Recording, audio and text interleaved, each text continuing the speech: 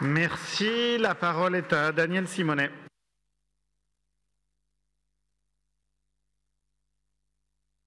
D'abord, mes chers collègues, j'aimerais connaître la raison qui a fait que la délibération concernant la vente du château de Nescus, situé dans l'Ariège, ait été retirée de l'ordre du jour.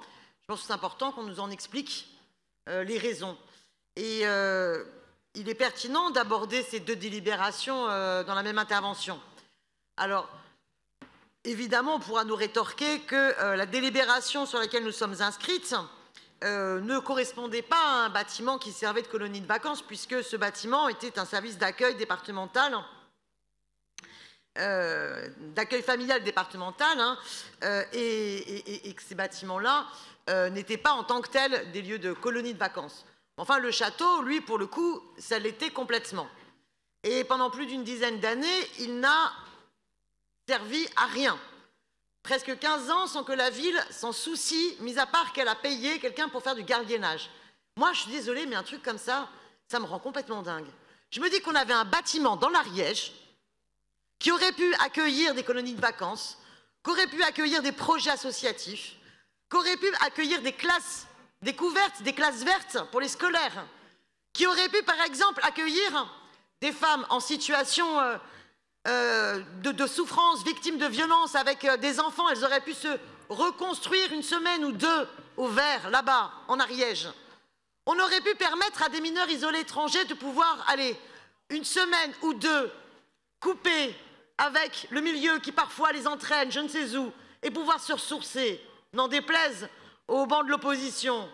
On aurait pu imaginer tant de projets d'éducation populaire, tant de projets qui permettaient de se reconstituer un autre rapport à la nature. Non, on n'a rien fait pendant 15 ans. Vous imaginez? On n'a rien fait de ce bâtiment. Et ce bâtiment, on va le liquider, on va le brader. Alors, j'espère que ce sera un beau projet qui pourra naître sur ce lieu-là et qu'on ne cherchera pas à le vendre au plus offrant. Mais quel gâchis! Imaginez si la ville faisait en sorte de conserver ces lieux, y compris d'y investir les travaux nécessaires pour que des structures de l'éducation populaire puissent y faire vivre un lieu d'accueil, de séjour, vacances. On pourrait aussi permettre, pas simplement à des Parisiens, mais à des jeunes d'autres villes de la région parisienne, de communes beaucoup moins riches que les nôtres, et qui bien souvent, elles, ne peuvent pas mettre en place les mêmes politiques d'accès aux vacances, et bien de pouvoir y aller. On parle beaucoup du partenariat entre Paris et les autres communes, notamment, moi je pense, étant du 20e, je pense au 93. Ça aurait été hyper intéressant de construire ça. Non, pendant 15 ans, vous savez quoi? On n'a rien fait, on n'a pas réfléchi. Et on a claqué de fait l'argent public simplement dans l'entretien d'un lieu qui ne servait à personne. Alors, je ne sais pas ce qu'on pourrait faire par ailleurs sur cet autre bâtiment dont c'est l'objet de la délibération, le site des Commois.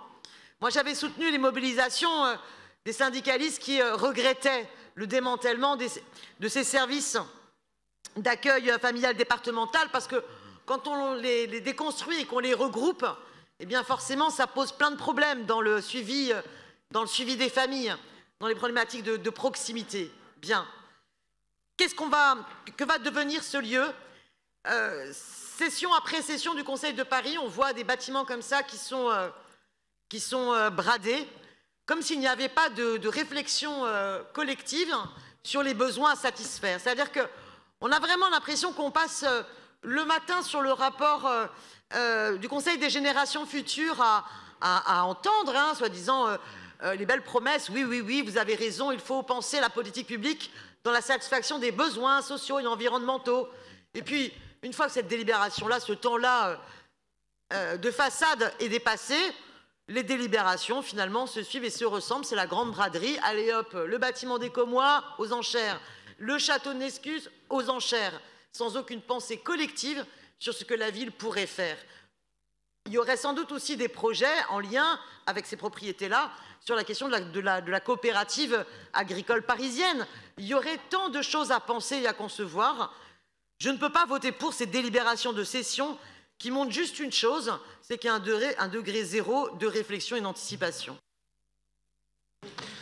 Merci beaucoup pour vous répondre. La parole est à Emmanuel Grégoire. Merci beaucoup. Alors c'est dommage, Madame Simonet, que votre propos n'ait absolument rien à voir avec l'objet de la délibération. Si nous avons retiré l'autre délibération qui était celle de votre propos, c'est à la demande de la collectivité où le bien est situé, et évidemment on aura l'occasion de revenir vers vous quand on en saura plus. Sur cette délibération relative donc à la cession d'une propriété à Écomois. J'avoue, Madame Nager, que j'entends ce que vous avez évoqué, mais ça n'a pas grand-chose à voir avec le sujet. Il est impossible de faire une colonie de vacances. Quand bien même d'ailleurs, avoir des propriétés propres pour faire des colonies de vacances serait un modèle encore d'actualité, je ne le crois pas. Il est d'ailleurs en quasi-abandon absolument partout, parce que ça ne correspond pas, y compris à la demande des familles et des enfants, lorsqu'ils partent en vacances, qu'ils ne soient pas obligés d'aller toujours au même endroit, et génération après génération, toujours au même endroit. Et vous connaissez, mais je laisserai Patrick Bloch à d'autres occasions y revenir, combien c'est un sujet qui nous a plusieurs fois animés ici et combien nous sommes sensibles à ce sujet. Et je ne peux que souligner mon accord avec vous sur la préoccupation. Mais là, en l'occurrence, il s'agit d'un bien qui n'est absolument pas adapté pour cela. Et je crois qu'en modèle de réflexion sur ce que nous faisons de nos biens, on peut difficilement faire mieux. C'est-à-dire que je rappelle la doctrine, est-ce qu'on en a besoin ou pas? Si nous n'en avons pas besoin, on dialogue avec la collectivité ou les collectivités potentiellement concernées pour voir si elles ont un projet directement. Et si ce n'est pas le cas, nous choisissons ensemble le repreneur. Et jamais aux meilleures conditions financières pour la ville, y compris pour souligner l'intérêt que nous attachons au devenir de nos biens dans les autres collectivités territoriales. Là, c'est la commune qui reprend l'équipement, qui va en faire avec le soutien de la région du coin et du ministère de la Culture, un équipement culturel, une médiathèque, une ludothèque. Ce lieu va avoir une seconde vie et je ne vois pas plus de motifs de s'en réjouir.